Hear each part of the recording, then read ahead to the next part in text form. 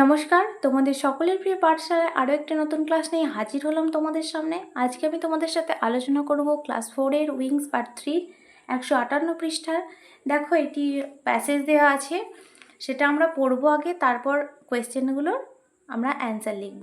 তাহলে দেখে নেওয়া যাক কী প্যাসেজটা দেওয়া আছে। দেখো বলেছে, read the passage and answer the following questions. মানে কি, অনুচ্ছেদটি পড়ো এবং নিচের প্রশ্নগুলো উত্তর দাও। আগে অনুচ্ছেদটা পড়বো, তারপর প্রশ্নের উত্তরগুলো দেবো। বলেছে দেখো, Rita woke up late today. Rita আজ দেরিতে উঠেছে। লাস্ট ইভিনিং, আগের দিন সন্ধ্যাবেলায়। She had gone to attend a birthday party. মানে কি, যে আগের দিন সন্ধ্যাবেলায় সে একটি জন্মদিন অনুষ্ঠানে গিয়েছিল। She was worried as she would be late for school. সে চিন্তা করছিল কারণ তার বিদ্যালয়ে দেরি হবে। তারপর হচ্ছে সি হারিডলি, মানে তাড়াহুড়ো। She hurriedly ran to the bus stop to catch the bus. সে তাড়াহুড়ো করে দৌড়ে বাস স্টপে বাস ধরার জন্য গেল। She boarded a bus and reached the school. সে বাসে উঠে পড়লো এবং বিদ্যালয়ে পৌঁছে গেল। She asked for her teacher's permission to enter the classroom. সে তার শিক্ষিকার সঙ্গে শ্রেণীতে প্রবেশ করার অনুমতি নিল। The teacher allowed her in. শিক্ষিকা তাকে ভিতরে আসার জন্য অনুমতি দিলেন। She told them about the annual function which was going to happen in December. মানে কি, তিনি ছাত্রীদের বার্ষিক অনুষ্ঠানের ব্যাপারে কথা বলছিলেন, যেটি ডিসেম্বর মাসে হতে চলেছে। She enlisted Rita's name as a participant in the play which would be part of the function. মানে তিনি নাটকের অংশগ্রহণকারী হিসাবে রিতার নামটি নিলেন, যেটি which would be part of the function, যেটি অনুষ্ঠানের একটি অঙ্গ। তাহলে আমি পড়াটা বলে দিলাম, তোমরা পড়বে, মানেগুলো পড়ে নেবে, তারপর তোমরা প্রশ্নের উত্তরগুলো করবে। তাহলে এবার দেখি কি কি প্রশ্ন আছে। অ্যাক্টিভিটি 1-এ অ্যান্সার দ্য ফলোয়িং কোয়েশ্চেন্স, মানে নিম্নলিখিত প্রশ্নগুলির উত্তর দাও। কি কি প্রশ্ন আছে? প্রথম কোয়েশ্চেন আছে, why did Rita woke up late. Rita কেন দেরিতে ঘুম থেকে উঠেছিল?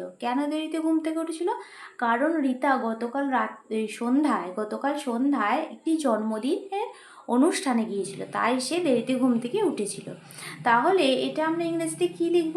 এটা আমরা ইংরেজিতে লিখব যে রিতা ও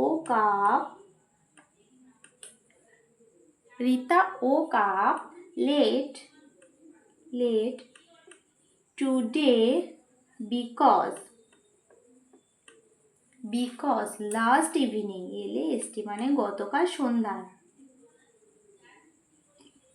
last evening she went to birthday party, BIRTHDAY, birthday party, PARTY.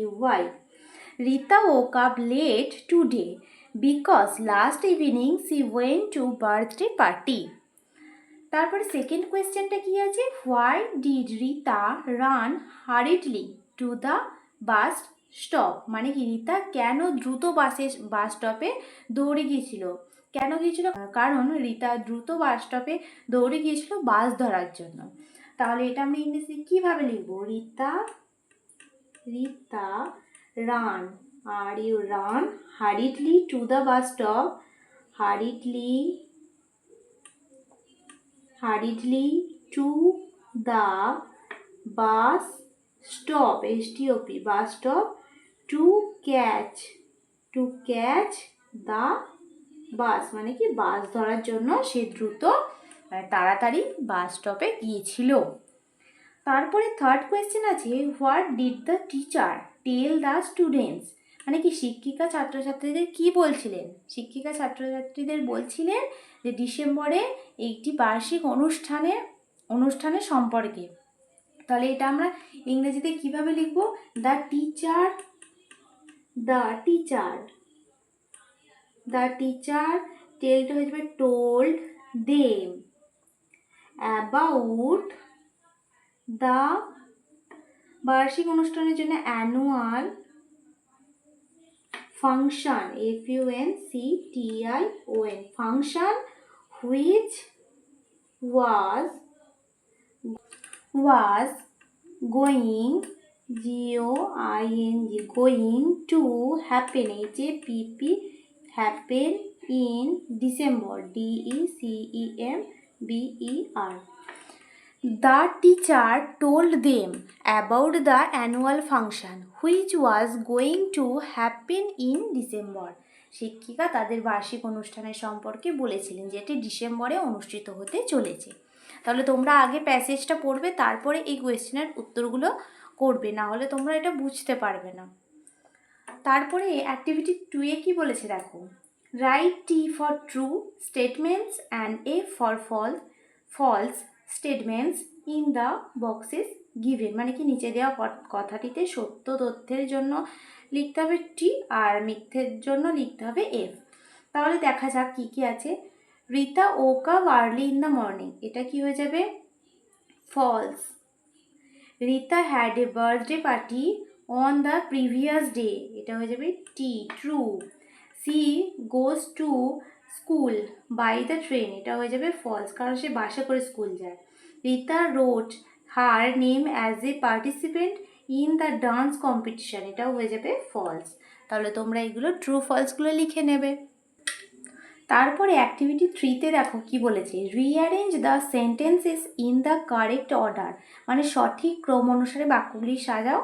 Put the serial number in the given boxes, মানে হলো সংখ্যাগুলি নিচের খোপে দেওয়া এই খোপগুলোতে বসাতে হবে। তাহলে যেটা প্রথমে হয়েছে সেটা ফার্স্ট মানে 1 লিখতে হবে, তারপর 2 3 4 5 এইভাবে লিখতে হবে। তাহলে দেখো, Rita reach the school by bus, teacher told about the annual function, Rita got up late in the morning, এটা হবে ফার্স্ট মানে 1। She told her name as a participant, she ran to the bus stop, এটা হবে 2। তাহলে 1 2 পেয়ে গেলাম। এবার 3 কোনটা হবে, Rita reach the school by bus, এটা হয়ে যাবে 3। আর 4 হবে teacher told about the annual function, এটা হবে 4। আর she told her name as a participant, এটা হয়ে যাবে 5। তোমরা পড়াটা পড়লেই বুঝতে পারবে। তারপরে অ্যাক্টিভিটি 4 এ কি বলেছে দেখো, match the words in column A with their synonyms in column B, মানে কি ক স্তম্ভের শব্দের সাথে খ স্তম্ভের সমার্থক শব্দের মিলতে বলেছে। তাহলে এখানে কি লিখেছে ডিফারেন্ট, তাহলে এটা কি হয়ে যাবে, ডিফারেন্টটা হয়ে যাবে ভেরিয়াস, তাহলে আমরা এর সাথে মিলিয়ে দিলাম। লেট হয়ে যাবে ডিলে। এন্টার কি হয়ে যাবে গেট ইন। ক্লোজ হয়ে যাবে এন্ড। আর রান হয়ে যাবে রেস। তাহলে তোমরা এইভাবে মিলিয়ে নেবে এগুলো। তারপরে অ্যাক্টিভিটি 5 এ বলেছে find out 4 preposition from the passage, মানে অনুচ্ছেদ থেকে 4টি অব্যয়পদ খুঁজে নিয়ে লিখতে বলেছে। তাহলে প্রিপোজিশন কোনগুলো, in, to, of, for, into, at, এগুলো হলো প্রিপোজিশন। তাহলে আমরা প্যাসেজে পড়েছি প্রিপোজিশন, তাহলে আমরা সেখান থেকে 4টে লিখবো প্রিপোজিশন। আমরা এখানে লিখতে পারি ইন লিখতে পারি, তারপরে অফ লিখতে পারি, তারপরে টু, আর এখানে লিখলাম ফর। এগুলো তোমাদের প্যাসেজে আছে, তোমরা দেখবে, দেখে এখানে লিখে নেবে। তারপর দেখো অ্যাক্টিভিটি 6 এ কি বলেছে, টিক দ্য কারেক্ট প্রিপোজিশন, মানে হলো সঠিক অব্যয়পদে টিক চিহ্ন দিতে বলেছে। দ্য টেবিল ইজ ইন না on the room, the table is in the room. Why are you looking of না at me, why are you looking at me. They are going at না to school, they are going to school. I shall talk to him at না in night, I shall talk to him at night. Jim walked into না in the room, Jim walked into the room. তোমরা এগুলো লিখে নেবে। তারপরে activity 7 এ কি বলেছে দেখো, complete the sentences with the opposites of the words given the brackets, বন্ধনীর এই যে বন্ধনীর মধ্যে দেওয়া শব্দের বিপরীত শব্দ লিখেই বাক্যটিকে সম্পূর্ণ করতে বলেছে। তাহলে দেখো দেওয়া আছে দ্য লাইট ড্যাশ, দেওয়া আছে ডিমস অ্যাজ দ্য সান রাইজেস। তাহলে ডিমস এর বিপরীত শব্দ কি হয়ে যাবে? ব্রাইট, মানে উজ্জ্বল, BRIGHT, ব্রাইট। তাহলে এখানে কি হয়ে গেলো? ব্রাইট মানে উজ্জ্বল, ডিম মানে কি অনুজ্জ্বল, তাহলে এটা হয়ে গেলো ব্রাইট। তারপর হচ্ছে সরো in our life is permanent. Permanent মানে কি? স্থায়ী, মানে দীর্ঘস্থায়ী। তাহলে তার বিপরীত, তাহলে পার্মানেন্টের বিপরীত শব্দ কি হয়ে যাবে? তাহলে পার্মানেন্টের বিপরীত শব্দ হয়ে যাবে টেম্পোরারি, মানে হলো অস্থায়ী, স্থায়ী অস্থায়ী, TEMPORARY।